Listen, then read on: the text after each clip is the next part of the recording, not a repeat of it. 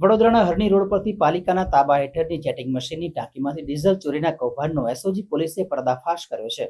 વડોદરા મહાનગરપાલિકા દ્વારા વિકલ્પ પુલ ખાતે શહેરના તમામ વોર્ડ ઓફિસોની ગાડીઓમાં ડીઝલ પૂરું પાડવામાં આવતું હોય છે. બીજી તરફ ડ્રેનેજની સફાઈ કરવાના જેટિંગ મશીનમાં પાલિકા દ્વારા ડીઝલ અપાતું હોય છે. ત્યારે પાલિકાના જેટિંગ મશીન કોન્ટ્રાક્ટ પર આરીફ નામનો શખ્સ ડ્રાઈવર તરીકે નોકરી કરતો હતો. ચાલક વિકલ્પ પુલ ખાતે આવી પંપ સ્ટેશન પરથી ડીઝલ પુરાવ્યા બાદ અલગ અલગ જગ્યા પર કામગીરી માટે ગાડી લઈ જતો હતો.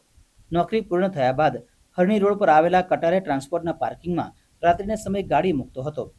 સૂત્રોમાંથી જાણવા મળ્યા મુજબ ચાલક આરીફ ગાડીમાં રોજ ડીઝલની ચોરી કરીને હસન નામના શખ્સને વેચી નાખી રોકડી કરી લેતો હતો. દરમિયાન 13 નવેમ્બરના રોજ એસઓજીના પીએસઆઈ પઠાણને બાતમી મળી હતી કે પાલિકાના તાબા હેઠળના જેટિંગ મશીનમાંથી ચાલક રોજ ડીઝલની ચોરી કરીને અધિકારીના ધ્યાન બહાર બારોબાર વેચી નાખે છે.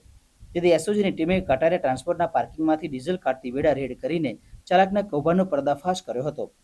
ડીઝલની ચોરી કરનાર આરીફ તથા ખરીદનાર હસનને ઝડપી પાડ્યા હતા. તેમની પાસેથી ચોરી કરેલા 6 ડીઝલના કારબા પણ કબજે કરાયા છે. હાલ કોન્ટ્રાક્ટ બેઝ પર ફરજ બજાવતા ડ્રાઈવરની હકાલપટ્ટી કરી અન્ય કોઈ કર્મચારી સંડોવાયેલ છે કે કેમ તે અંગે પણ પગલાં ભરવામાં આવશે. જે ગઈકાલે એસઓજી દ્વારા જે ડીઝલ ચોરી કરવામાં આવેલી છે એ અંતર્ગત જે ડ્રાઈવર છે એ આઉટસોર્સથી રાખેલા ડ્રાઈવર છે એને તાત્કાલિક છૂટા કરવા માટે એજન્સીને જણાવવામાં આવેલું છે.